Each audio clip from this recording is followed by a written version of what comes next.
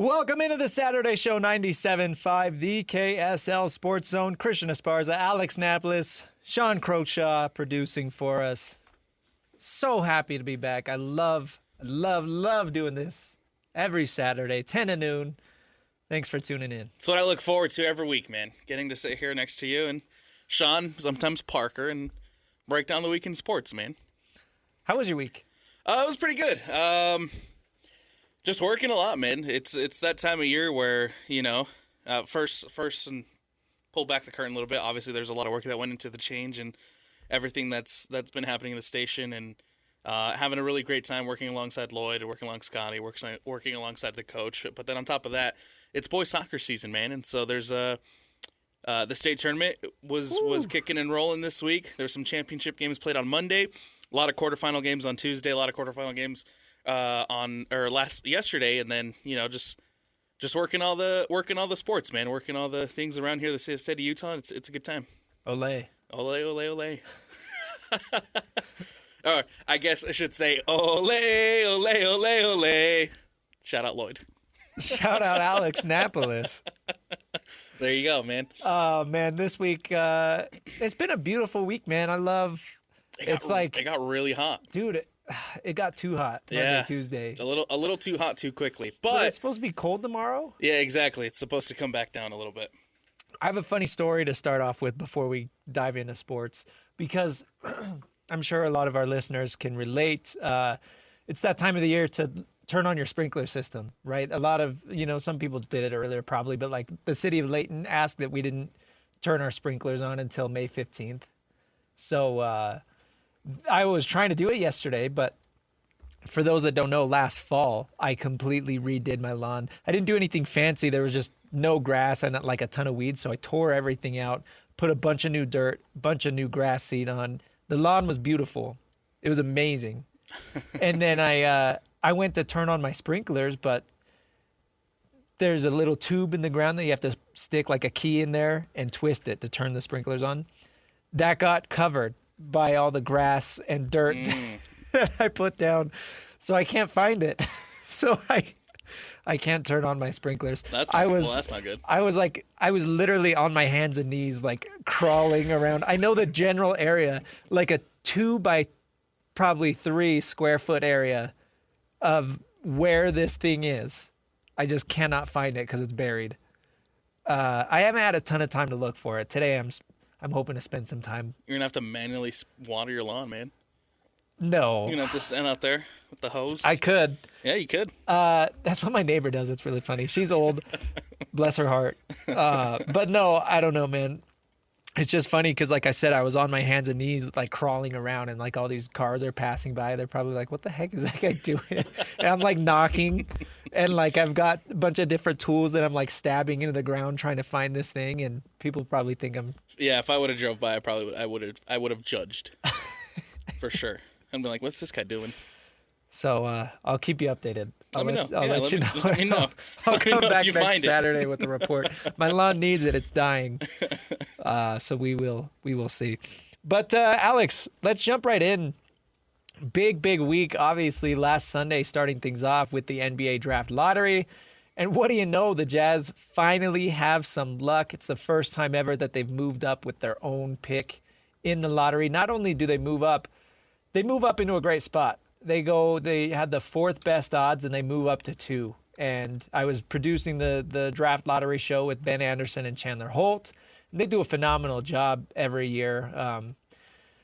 Because, it's pretty confusing how it works. But Ben's sitting there, and he's like, okay, if this team, it's like pick 5 or whatever, 6 or 5. And Ben's like, okay, if it's this team, it's good for the Jazz.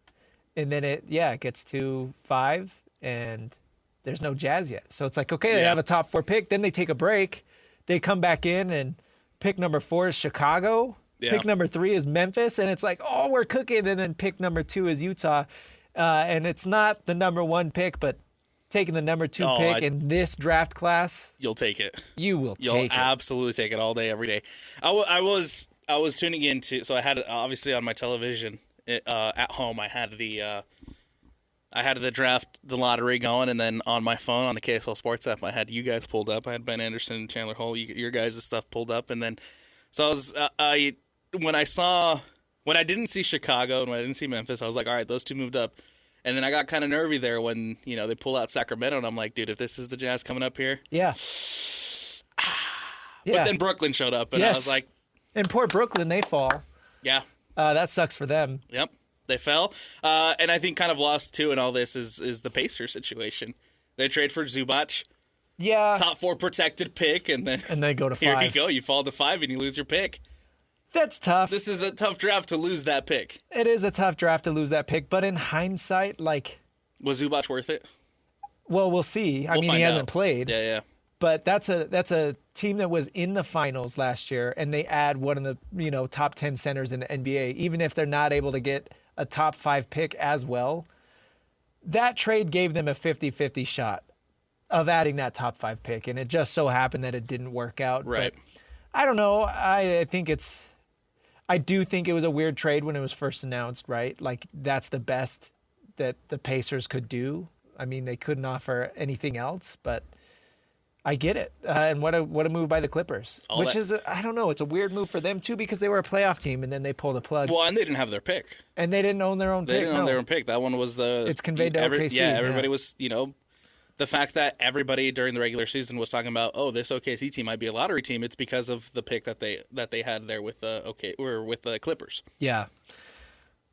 Weird stuff all the time. But let's talk about the Jazz, man, because my initial reaction was it's funny that they move up to 2 and not 1 because it's almost like Adam Silver dangling number 1 right in front of them you got to be quicker than that commercial. What's that commercial? I can't remember what company it was, but there's a guy with the fishing pole. He has a dollar on the end of it, and he's you got to be quicker than that. Be quicker than that. That's kind of what that's it felt Adam like. Silver to the Jazz. But it is funny. The top 2 teams are the faces of tanking, right? The Wizards and the Jazz have been the 2 tankingest teams over the past 3 or 4 years. And they're the top 2 teams in this draft, and this is the last draft where you can actually tank. So it's funny that on the way out, right, the Jazz and the Wizards are going to get their guys, and then it's okay, no more tanking for us. Yeah. Well, and one of the tweets that I saw that I thought was really funny after this all went down was there was a specific reporter who was in the lottery room watching this all unfold, and he tweets out, it just came out of the cave or whatever. The Jazz ended up winning that second, and they also went third. So it's funny that the Jazz, who have never moved up twice in this lottery, and of course because they had to respin, that's how Memphis got the number 3. So the Jazz got lucky twice on Sunday. We had Sarah Todd. She covers the Jazz for the Deseret News. She was on with Jake and Ben earlier this week, and she put it. I really like the way she put it. It was almost like an exclamation point that the Jazz, spun 2 and then spun 3. It's almost like confirmation. Okay, we can move on from this tanking era, finally. Yep. And it's only been 4 years, which I say only. I mean, you look at how long the Pistons were bad for, or even how long the Wizards have been bad for. Some of these other teams, man, whether it's on purpose or not, they're bad for a lot longer than 4 years. And I know that it's felt like an eternity for Jazz fans because they went from one of the best teams in the West to one of the worst teams in the West. A team who's always making the playoffs. Yeah, one of the winningest franchises in NBA history. Right. And they tank really for the first time in 20 years. Mm-hmm. It's a weird feeling, but it's over now. And still the draft to come, right? And that's when you can officially move on. But knowing where you're going to pick, I think that is a very good feeling for not only the Jazz fans, but the front office as well. And Ryan Smith, who obviously gave the green light for Danny Ainge and Justin Zanuck to really enter this rebuild. It's time to move on, man. It's time to move forward. It's paid off, and even though in the past couple of years, the Jazz haven't moved up, and the Jazz haven't had much lottery luck throughout this rebuild. Minus this past lottery that just happened. You got to give credit to that front office. You got to give credit to the scouting department. You got to give credit to guys like Danny Ainge and Austin Ainge because even though they had the 9th pick, even though they had the 5th pick, even though they had players down the line, Sensabaugh, whatever pick he was taking at, was it 28? They've picked really well. Yes, and I can't say that about some other franchises, right? They're franchises who have had the luck of moving up, franchises who have had the luck of having multiple first-round picks, or whatever the case is. Yeah. The Jazz have drafted right. And you see that now with what the Jazz have. You see that now with Ace Bailey, with Bryce Sensabaugh, with Kyle Filipowski. And so even though they haven't had the most of luck moving up except this year, they've still drafted what feels like the right players to bring to this franchise. They're not all hits. And I mean, the jury's still out on basically all these guys because they're still so young. I mean, exactly. Keontae's going into year 4. But last year, he took a huge step forward. Taylor Hendricks was a huge part of that Jaren Jackson Jr. deal. So we'll see what his development looks like. Cody Williams, still a coin toss. But you mentioned, guys. And take talent out of the equation, too. Like, every single one of those guys are bought into the culture. Yeah, right. Are bought into what Will Hardy is preaching. And that's important. And that's massive. And that's another reason, too, why I look at how the Jazz have drafted, despite not having the luck of moving up in the past, and say, you know what, they're in a good spot. They're in a good spot. I think everybody in that front office should be feeling really good about where they are right now. So the main thing I want to get into with this, being at pick number 2, there's been a lot of chatter over the past week, Alex. The Combine was in Chicago, and there are a lot of rumors, right? A lot of rumors about what the Jazz are going to do, what the Wizards are going to do, what the Jazz are going to do. Obviously, the Wizards are always going to field calls. Whoever's holding that number 1 pick is always going to take calls just because you got to do your due diligence, right? And the big question is, it's a funny scenario because A.J. Dybantsa is the presumed number 1 pick, right? And with his ties to BYU and Ryan Smith, the question is, are the Jazz going to trade up from 2 to 1? And that has been one of the main conversations really coming out of the Combine is, the Jazz like being a number 2, but they know A.J. Dybantsa. They have a really great relationship with him. Is it worth it for the Jazz to trade up? Just one spot. Just one spot, Alex. I get it's a conversation you have to have, and I get it's a conversation that I think from the Utah Jazz fan perspectives, it's a conversation out there, that drives engagement. It's a conversation out there that it's fun to have on social media, and it's fun to see some of these mock trades and fun to see people put out whatever. But I think there was a quote from Ryan Smith earlier this week that says that they'll exhaust every option to make sure that they're making the right decision or something along those lines. But I'm at the point where I'm like, you don't need to trade up to number 1. Why not? You don't need to mortgage your future. You don't need to mortgage a potential loss of, an Ace Bailey to get the number 1 pick, to entice Washington to give up the number 1 pick. When you have a draft that there are 4 changing players, I think, in the top 4. And at number 2, it just feels like you can't go wrong with that pick. It's hard because the number 2 pick has a track record of, somebody put a graphic out there. The number 3 pick historically is a better place to be than the number 2 pick. Michael Jordan was the 3rd. Right. Yeah. And so often that is because, there's the number 1 pick. The team that ends up with the number 2 pick is like, oh, we missed out on number 1. We got to take a big swing here. And then, more times than not, maybe I shouldn't say more times than not, but more times at least than the 3rd pick, that doesn't work out because they feel pressured into taking a certain player. Fortunately for the Jazz with this draft, I don't think you're looking at that scenario at all. I think there are 3 players worthy of the number 1 pick. Who are Definitely who are 2. those 3? A.J. Dybantsa, Darryn Peterson, and Cam Boozer. Not a big Caleb Wilson guy? Not worthy of the number 1 pick. I think he's definitely the next best prospect in this draft. I don't think he's the same level of prospect as Dybantsa or Cam or Darryn Peterson. But whoever picks him, whether that's the Bulls or the Grizzlies or somebody else, they're gonna like him. But we're talking about, Alex, like the best top 3 that you've seen in a draft in probably since 2003. You go back to that LeBron James draft, and it's crazy, man. And it's a good spot for the Jazz to be in, and that's why I'm totally on board with you. It doesn't make sense for the Jazz to trade up. There was a report from Mark J. Spears, and he said the Jazz have contacted the Wizards about a trade.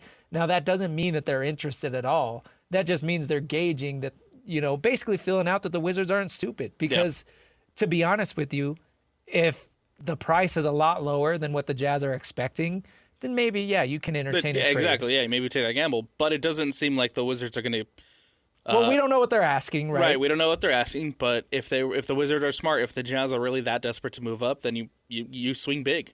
Well, Give us Ace Bailey. give us Lowry or something. Yeah, exactly. One of your bigger name players, one of your better players, one of your younger developing stars like an Ace Bailey, and maybe we'll entertain giving you the number one. But I just don't think that's worth it for the Jazz. The only way the Wizards trade down is if they want Darryn Peterson over AJ Dybantsa. That's the only way they trade down. And maybe they're fine with either of them, so they sit at one and just take it because the Jazz are not a dumb team. And I do hate that is the rumor floating around. You bring up the Ace Bailey trade. That is the trade that is being floated by a bunch of Washington people because they thought they were going to get Ace Bailey at 6 last year. Yeah. And the Jazz called Ace Bailey's bluff and drafted him, even though he had said he wasn't going to come play in Utah. So the Jazz took him, and you know what? The past year, it seems like Ace has really enjoyed his time in Salt Lake City. I haven't seen or heard anything that would indicate that he wants out, right? So we'll see how that goes, but why would you trade a really, really good prospect to move up? And, if AJ Dybantsa and Darryn Peterson are the same tier of player, why would you care which one you get? That's really what it boils down to. And again, with the BYU ties, that's not a good enough excuse to, you kind of said it earlier, mortgage your future. Ace Bailey is part of the next great Jazz team. Maybe he doesn't play a role in the 2027 playoff team, right? But you start looking at the 2028, 2029, 2030 Jazz teams. That's going to be when Ace is really finding his stride. And those teams don't hit their ceiling if Ace Bailey's not there, along with whoever they pick this year at 2. So it just doesn't make sense at all. It is funny hearing the local ties, not only to AJ Dybantsa, though. Obviously, Cam Boozer, his dad not only played for the Jazz, but he's actually a scout for the Jazz right now. Carlos Boozer is. And Ryan Smith was on the Bill Simmons podcast yesterday, and he kind of talked about some of the ties with 2 of the 3 local top prospects. This is what Ryan Smith had to say. There's a top 4, and you guys have these indirect ties with 2 of the 4, right? Where you have Boozer, who played for the Jazz for years, who had the best years of his career, and is now involved with your team. And then AJ, who got pulled out, went to prep school there, went to BYU. I know you guys are a little bit involved with the, success of BYU. So you've probably gotten to know him a little bit, right? Yeah. I mean, I go to BYU's like a mile from my house. So it's my alma mater. It's where I went to school. It's where I play hoops. It's cool that, a potential top pick or wherever it ends up is coming through here. And I'm sure all the Dukies feel the same way about Cam. And, it's kind of how it's gone. I mean, I get the amount of texts I get from everyone from Duke, and there's a lot of them, the decision's easy, whatever it is, they're coming. So, and you got the BYU contingent. It's there's a lot of drama around this and a lot of insight and narrative. And it's going to be an interesting 40 couple days here. My main takeaway is I do not envy Ryan Smith's position right now at all. There's so much pressure on him from the people that he associates with on the day-to-day basis outside of the Jazz, right? And that being, the BYU alumni base. Yes. I can't imagine how many people are in his ear trying to say, Ryan, you got to trade up to 1. You got to keep AJ here. AJ, he's going to want to stay in Utah for his entire career. And that is a big draw. I'm not going to lie to you, Alex, but I think Ryan Smith knows to stay out of it. And he knows that this is not necessarily his decision to make. Ryan Smith does a great job of leaning on the basketball people to make these decisions. That being Austin Ainge, Danny Ainge, Justin Zanuck, right? Those guys are the decision makers. And sure, with a pick this high, I think Ryan's going to have to sign off on it. But I think Ryan's smart enough to know that he's going to sign off on any of these 3 guys. Right. It's going to come. There's nothing that Ryan Smith has said or done in the past to suggest otherwise, that he doesn't trust his front office. Right. He assembled this team. He assembled everybody in that front office. All the decision maker from the Angels to the Zanucks, right?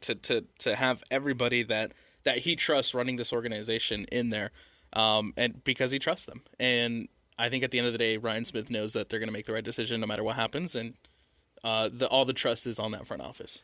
And obviously he's going to have to sign on it, make sure that, they bring in what he believes will be the right guy for the culture as well. But it's a massive decision, and I know that there's going to be pressure from people around Ryan Smith saying, hey, you need to take this guy, or hey, you need to go after Boozer. Yeah, and it's tough. And he mentioned the Dukies texting him. Like, he knows a lot of Duke people. Again, Carlos works for him, right? So that's got to be tough. Like, imagine I wonder what those conversations are like. Well, imagine, they're on the board sitting there at number 2, and you got to pick between Darryn Peterson and Cam Boozer. And imagine, Ryan Smith's got to turn and look Carlos in the eyes and say, hey, Carlos. We're not picking Boozer.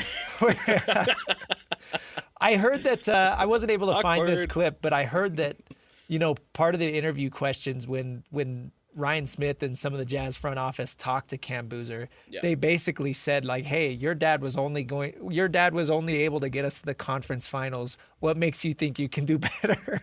Wow. So I think that's funny. That is that is a great question. Yeah. That is a good question. That way, you know what? It's a great story. And that's, I kind of mentioned this earlier, but that's the tough part about this pick is you've got 2 of these 3 prospects that you feel comfortable knowing that they would want to stay in Utah. And that's something I only bring that up because that is literally something that the Jazz always deal with. There was a player they tried to trade for a few years ago. There's a rumor, right? And I'm not going to say who the player was, but they were told by the player's agent, don't even bother trading for him because he's not going to sign an extension in Utah. They tried to get out of the rebuild a couple years ago, and that got shut down because the player didn't want to extend in Utah. So they ended up not trading for him.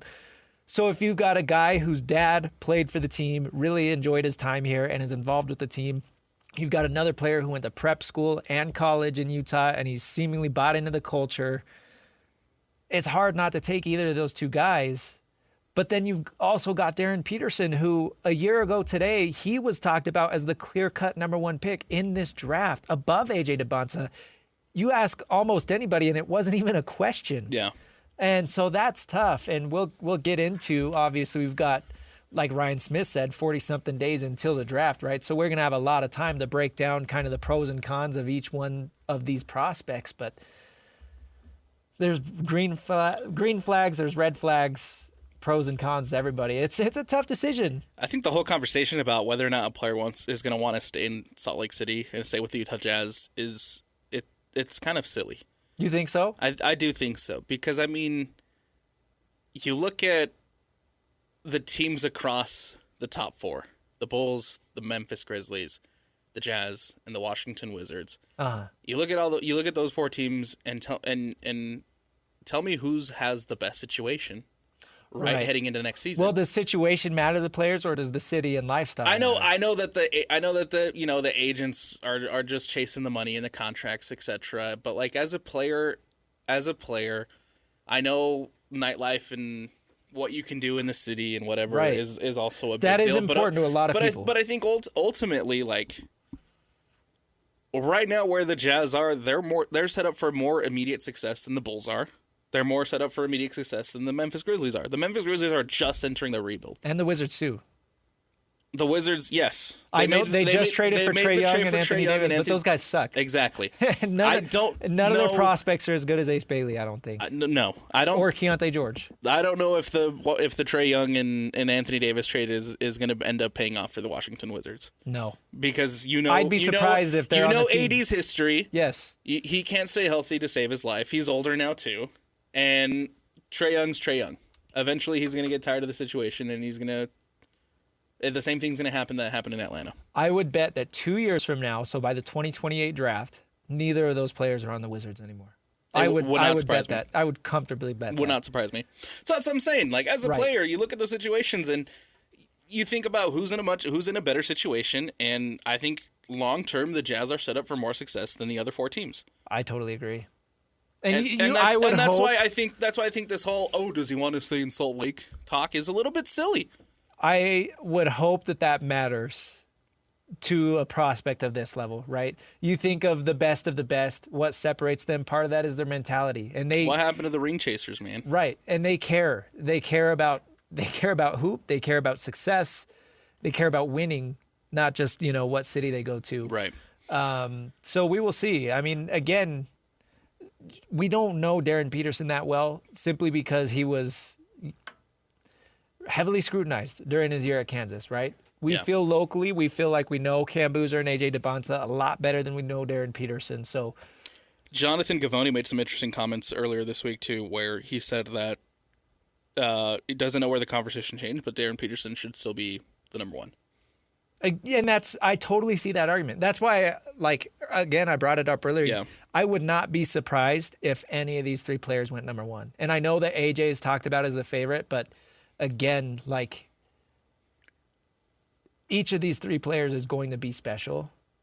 I don't think you can go wrong. I think bottom line for me and from my perspective and the way that I see it, bottom line is if AJ Dybantsa is available at number 2, boom, it's easy. You pick AJ Dybantsa. If he's not available at number 2, you take Darryn Peterson or Caleb Wilson. Not Cam? Not Cam. Interesting. You take Darryn Peterson or Caleb Wilson. Okay. You don't entertain the whole trade up for number 1 talk. You don't entertain, any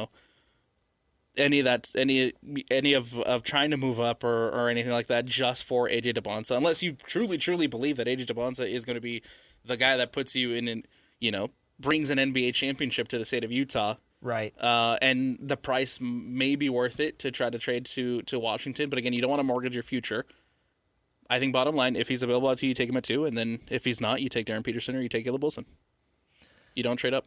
No, I think we're in agreement there, man. Trading up does not make sense for this Jazz team at all. And who knows? Maybe the Washington Wizards decides to throw a wrench into this whole situation. They take Cam Boozer number 1. Right. And that's a very real possibility. Washington holds the cards, man.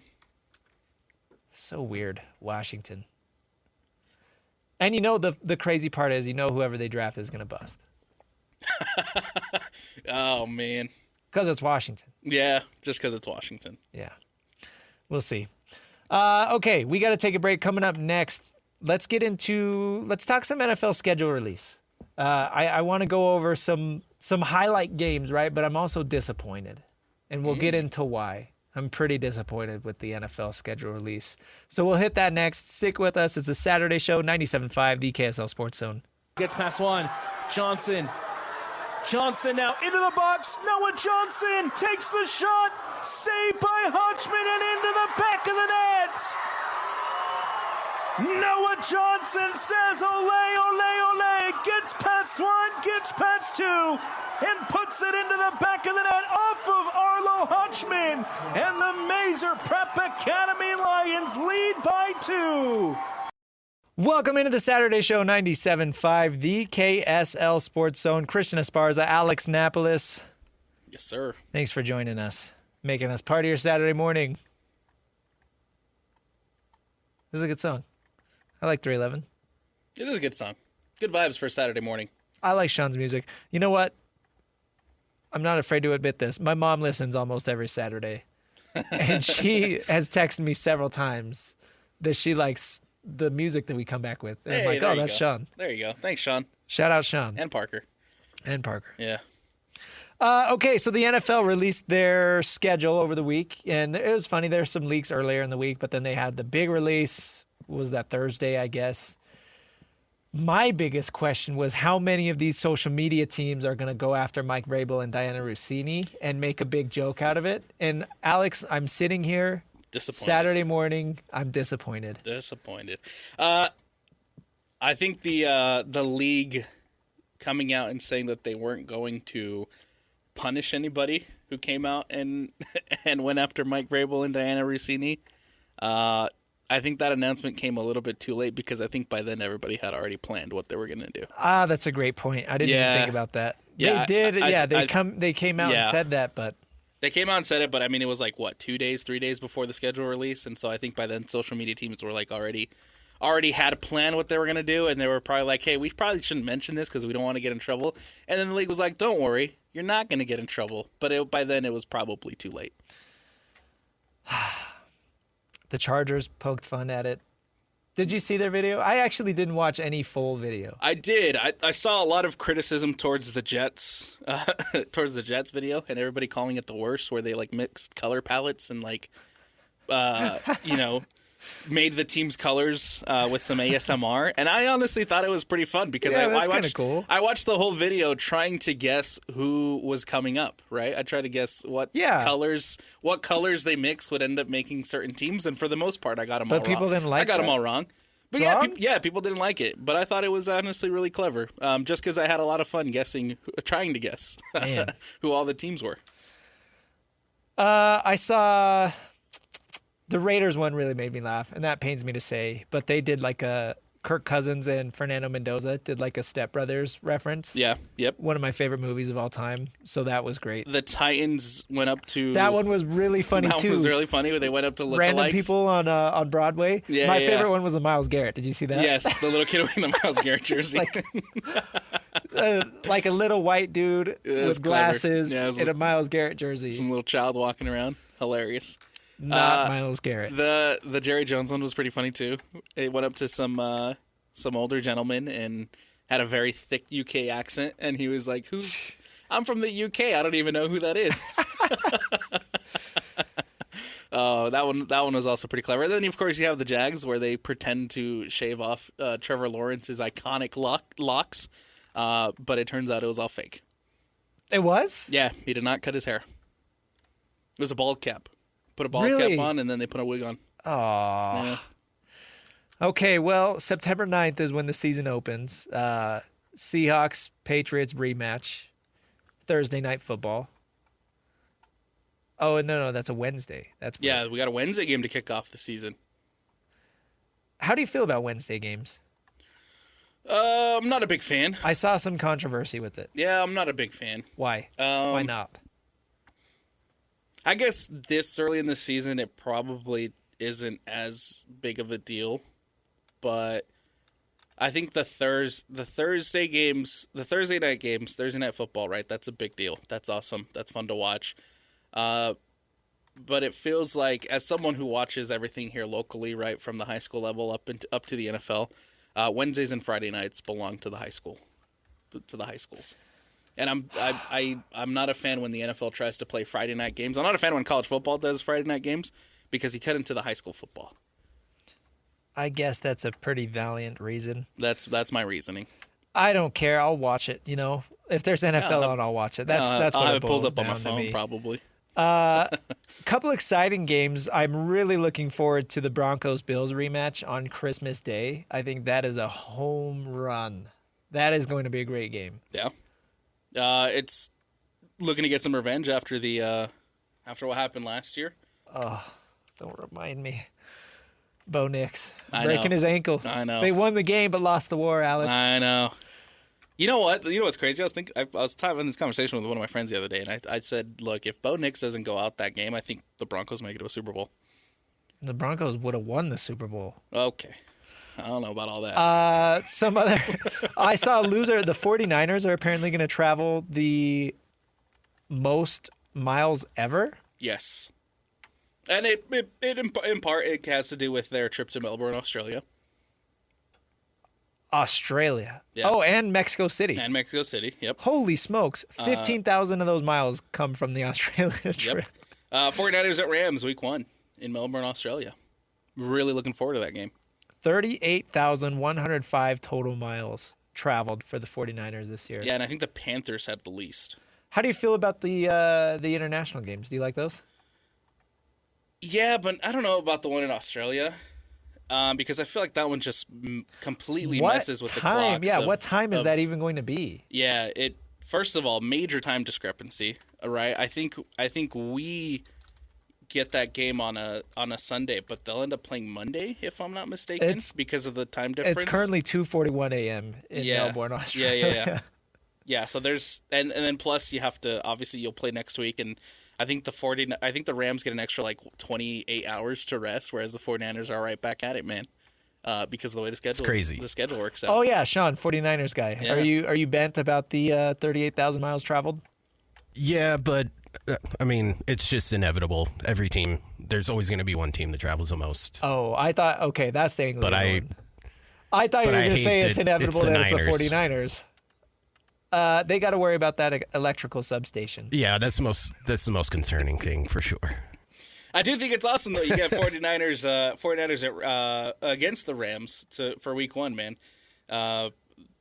We'll see where the 49ers are after, they made it to the playoffs last year. They had a good bounce back this past season. I had real questions about Kyle Shanahan and his future and whether or not he was going to continue if the 49ers didn't make the playoffs. They bounce back, have a good season. And then, of course, the Rams, who made it all the way to the NFC Championship game. So that'll be a good game to start off the season. Thanksgiving's going to be fun with Chiefs-Bills on Thanksgiving. Oh, yeah. Other Christmas games, the Bears-Packers, Rams-Seahawks, couple of really fun rivalry matchups on Christmas. And then I mentioned Broncos-Bills. New Year's Eve, Bengals-Ravens. Bills at Rams, week 5, Monday Night Football. A lot of fun. Dude, I feel like some of the for as much as people want to say that rivalries are dead in the NFL, I think they're starting to make a comeback. I really am starting to feel that. Absolutely. There was a lull a few years ago where it felt like teams didn't really care about who they were playing, but you look at the NFC West in particular. I was about to say the NFC North, yes, and the AFC North. Yes. Those 3 divisions have the best rivalries in football. From the NFC West perspective, these past 2 years have made a really have really helped those rivalries come back, especially last season, right? When both the 49ers, all 3 of the 49ers, the Rams and the Seahawks are having tremendous seasons, and then they're all battling out each other for the top of the NFC West, and then of course you have the 2-point conversion for the Seahawks. Yes. That really feels like it changed the trajectory of both the Rams and the Seahawks. So. That was a crazy game. That was a wild game. Very fun game. Very disappointed that the Rams couldn't pull it off, but. Well, we'd be happy to have listeners use the call-in feature. Let us know your favorite team and your the game that you're most excited to watch them play this season as part of the schedule release. Like I said, Broncos fan, I can't wait for that Bills rematch game on Christmas. I know the Broncos won last time, but I still feel like they screwed the Broncos over, taking Bo Nix away. So. Oh, and then you have the Broncos Chiefs week 1 on Monday Night Football. Oh, man. You know what? I saw a lot of Broncos fans complaining about that. I don't want to turn this into a Broncos conversation because a lot of people here are anti-Broncos, but that's like the best time to play the Chiefs. You don't know if Patrick Mahomes, you have to play an Arrowhead every season. Right. Why not schedule that for week 1? Yeah. You don't know if Patrick Mahomes is going to be playing. Even if he is, he's not going to be 100% coming off of his ACL tear. So I don't know why people were so upset about that. Really, really, really surprised if he was ready for game 1. That's what I'm saying, too. I've talked to a few friends, and they're convinced that he's playing. But if not, it's Justin Fields or the Nuss Bus, right? Yeah. Garrett Nussmeier. What about Bo Nix? There's some conspiracy theories that his ankle is not coming along as good as it should. I guess he had it cleaned up a couple weeks ago. There were some pictures floating around where it looked like it's kind of bow-legged. I saw that. Then, the next day, Bo Nix posted videos of him sprinting kind of to prove the haters wrong. So, I don't know. Super Bowl 2027, mark it, I guess. That'll be fun. And then it's the NFL. Anybody could beat anybody, and that's the beauty of what makes this league so fun. And then you have some Week 18 games that could decide divisions, like Lions at Packers Week 18, Steelers at Ravens Week 18, and I know that's a long way down the line, but those are games those are part of the rivalries that you look forward to. Plus, divisions could be on the line. So. Yeah. And a couple teams this year, I'm really interested to see how big of a step forward they take. Like the Bears, they seem to really catch some momentum with Ben Johnson there. Do the Lions come back? Do the Lions come back? Do the Commanders come back? Right, with Jaden Daniels. So I think this is going to be a really interesting season. Honestly, I think the NFL knocked it out of the park with this year's schedule. There's not a lot that I look at, and of course, again, it's the NFL. If it's on, I'm going to watch it. I don't care who's playing. Right? Absolutely. But initially it doesn't feel like there's unnecessary fluff. I think there are a ton of storylines, at least right now, before all the injuries hit. Yeah, there's a ton of great storylines. Well, to that this whole conversation can change come week 2 or I guess week 5 or whatever. Or 2. you know, when teams that we thought were going to be really good aren't actually really good, and teams that you didn't think were really going to do much actually turn out to be pretty good. Yeah, you'd like to think that the Commanders, the Lions, the Bengals, right? They're all going to come back to form. Right. Nobody's going to fall off. No, you know what? I've been waiting for the Bengals for the last 3 years to figure it out. I don't know if they'll figure it out this year. I'm finally jumping off the Bengals train. They're going to be good now. I don't know, well, probably, but I don't know if they ever figure it out. A disaster of an organization. Right. Terrible. Yeah. Right. They always screw something up. I feel bad for Jamar Chase and Joe Burrow, man. Do ya? I do. They get to be BFFs playing together. I guess, yeah, they get to be BFFs, but they got to have some semblance of a defense, man. Come on. They made it to a Super Bowl, and then they've been down ever since. All right, let's take a break. Coming up next, we will get to technical fouls, one of our favorite segments of the week. Little tease. There is a Pistons fan, Alex, who is going above and beyond, and he's the whole reason why the Pistons are still alive. You know, they were facing elimination, and due to the efforts of this one fan, the Pistons won yesterday, and they are still alive for Game 7. We'll get to that next. Stick with us. It's the Saturday Show, 97.5, the KSL Sports Zone. If you're coming from the street with dirty shoes on your feet, that's a technical foul. If you switch the radio to some modern music show, that's a technical foul. If you touch the thermostat, you'll get hit with a bat. 'Cause that's a technical foul. You won't feel my wrath. That's a technical foul. Personal foul, 69, offense. He was giving them the business. A technical foul. Welcome back to the Saturday Show, 97.5, the KSL Sports Zone. Christian Esparza, Alex Napoles. Thank you for making us part of your Saturday morning. Alex, we've got some crazy technical fouls to get to. I got to start off with this one. It is the craziest fan behavior I think I've ever seen, but it's working. It's working, and I don't want to give this guy like a ton of light, but it needs to be talked about because I've never seen a fan go to these extremes. You'll have to walk me through this one because I'm not sure I know what you're. I've set it up that way on purpose. Yeah. Okay. I'm not sure which one, what this one's about. 4 times this NBA postseason, Okay. the Detroit Pistons have faced elimination. Right. 4 times. I'm not even going to find this guy's name because I don't want to give him. I don't want to give him a ton of shine. All right. 4 times this random Detroit Pistons fan has posted a video of himself getting waterboarded. Oh! To share the pain, to say this is how painful it is to be a Detroit Pistons fan. And you know what happens after every single time he posts one of those videos? They win. They win. Yeah. Last night was the 4th time the Cavaliers were up 3-2. They had a chance to win the game, or they had a chance to win the series going into the game.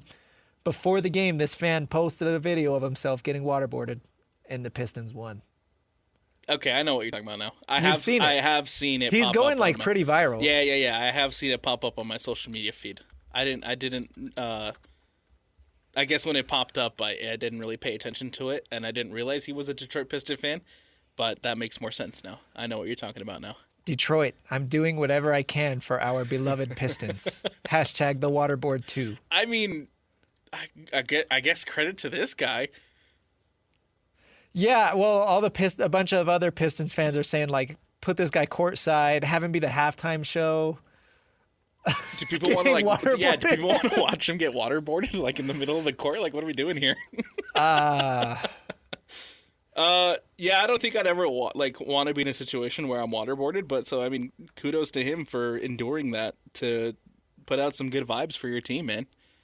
And again, he's done it 4 times and they win. That's crazy. So we'll see if he does it before Game 7. I mean, if I were him, I would probably do it because you're 4 for 4 right now. Might as well. You have to at this point. He did tweet yesterday that he's going to make a statement today. But he has not made said statement. Okay. I'm curious to see what the statement is going to be. Well, I'll keep you updated. Let me know, yeah. Let me know because this guy is either insane or just has a crazy love for the Detroit Pistons. In his bio, it's Penn State booster, Hashtag the waterboard. Way to own it, man. Way to own it. I've got another technical foul for you, Alex. Let's do it. This is a story that's known, right? It's not breaking news, but Darren Waller was a member of the Miami Dolphins last season. He came out of retirement to play for the Dolphins. He had a couple big games where he had multiple touchdowns. And after every season, the coach meets with every single player one-on-one just to talk about expectations and yada, yada, yada. So Darren Waller shared that he had his exit interview with former head coach, emphasis on former head coach, Mike McDaniel, talking about the offseason plans and whatever. And that exit interview got interrupted by the owner. And I will let Mr. Darren Waller explain what the owner had to say. I've heard some stories, some portions of the story of you being in Mike McDaniel's office as everything went awry for the Dolphins. Tell me what happened here that you were a witness to. Yeah. So the week after the season ends, like people that don't make the playoffs, you have exit meetings with your coaches. I get up there at 9:30, and they're talking to Mike. Everything's cool. Like we're talking about the season, like how much of a roller coaster it was for me, but how excited he was to be able to like have a relationship with each other and coach me and put me in positions to be successful. And talking about next year and changes he was going to make and stuff like that. And so then the meeting's at 9:30. It's about like 9:42, and Stephen Ross just like kicks the door in, like not even like knocks, like, hey, like what's going on? Just like flings the door open. And then he joins the conversation for a couple of minutes and is like, yeah, it's great to have you here. Like, you don't even need to go anywhere in free agency. Like, this would be great. We want you here. And then the conversation kind of hit like a lull, and he's just like looking at me like, and I'm like, oh, that's that get out of here look. And I looked at Mike, and Mike was like, yeah, we can finish this later, because they were looking for a new GM. They were trying to do a whole bunch of stuff in like a quick period of time. So I thought it was probably about that. And I leave the room, go downstairs and get my massage, wake up an hour later, my phone says Mike McDaniel has been fired. So I'm just like, yeah, it just keeps getting more cutthroat as time goes along. Keeps getting more cutthroat as time goes along. No way. That's crazy, dude. That's like, the people that, I don't want to get too dark, but it's like narrowly avoided disaster. They were somewhere, and then it's like, oh man, I was there. Right, and that right. happened. Yeah. I was just there. Yep.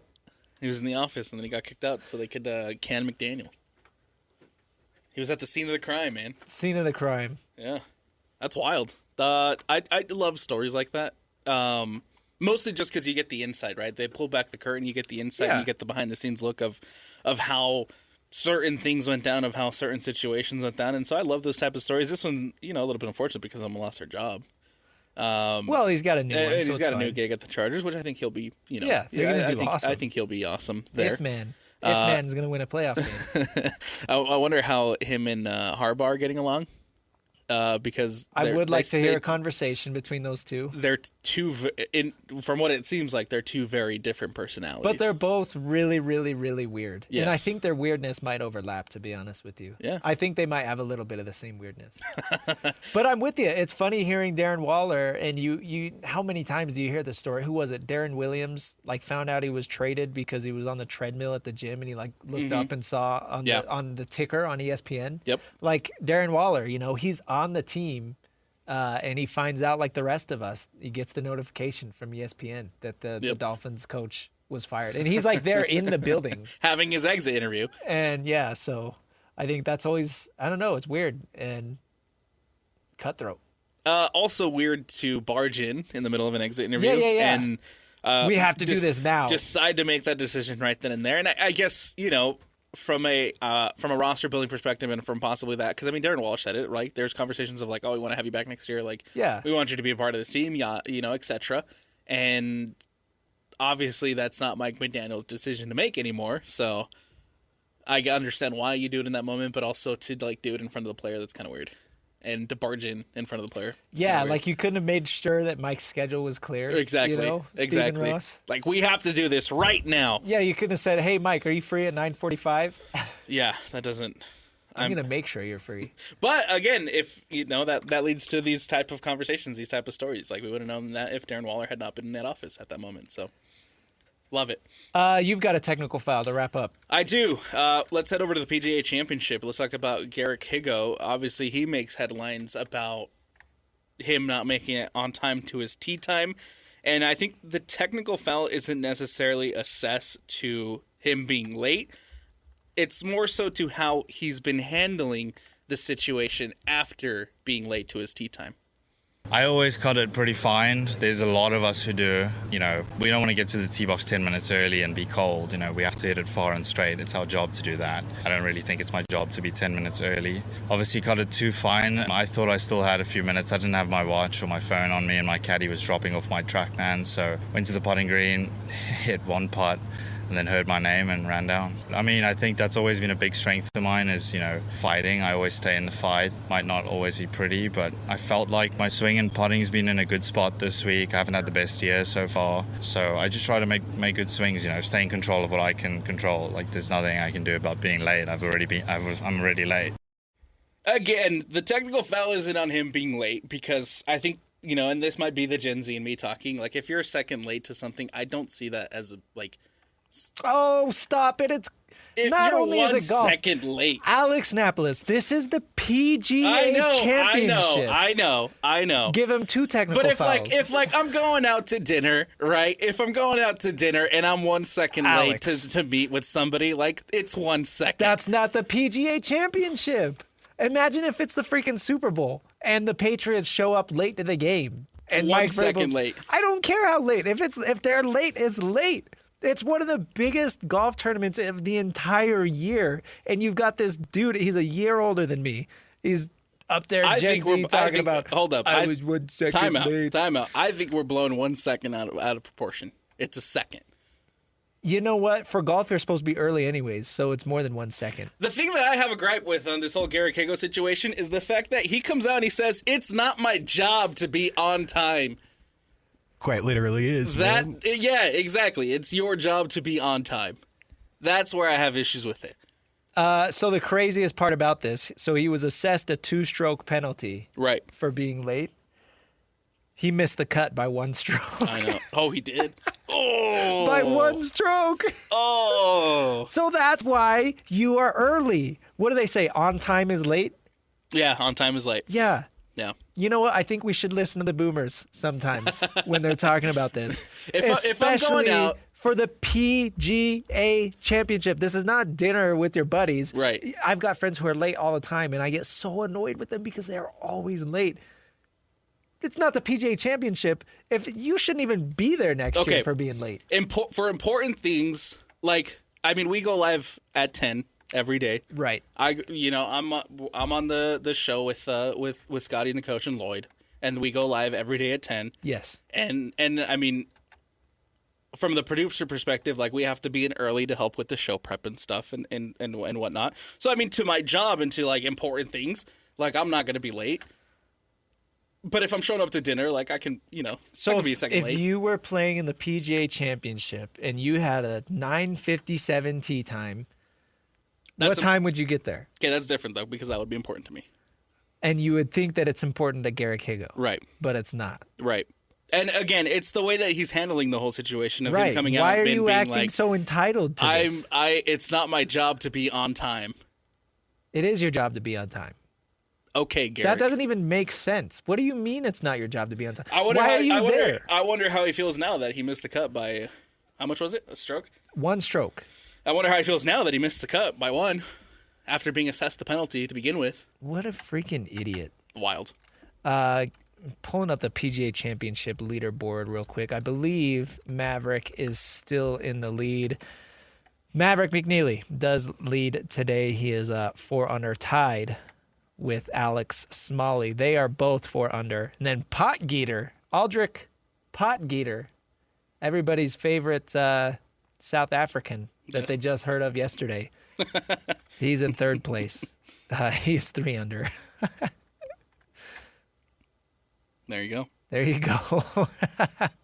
We'll have another update real quick with live scores just because that's going on this morning. We'll do another update before the show is over, see if there's any more change atop the leaderboard of the PGA Championship. Of course, if you were listening before 10 a.m., you heard Brian and Bob with Real Golf Radio, giving you the best PGA Championship coverage. And shout out to them for joining the station all week, too. Absolutely. That's a really great resource. Absolutely. If you want to know what's going on, you want to know about golf, you got to tune into those guys. All right, let's take a break. Coming up on the other side, let's talk NBA playoffs. We talked Pistons a little bit this segment, but they are going to Game 7 with the Cavs. The Timberwolves were eliminated last night, and there was some controversy in that game, so we're going to hit that next. Stick with us. It's the Saturday Show, 97.5, the KSL Sports Zone.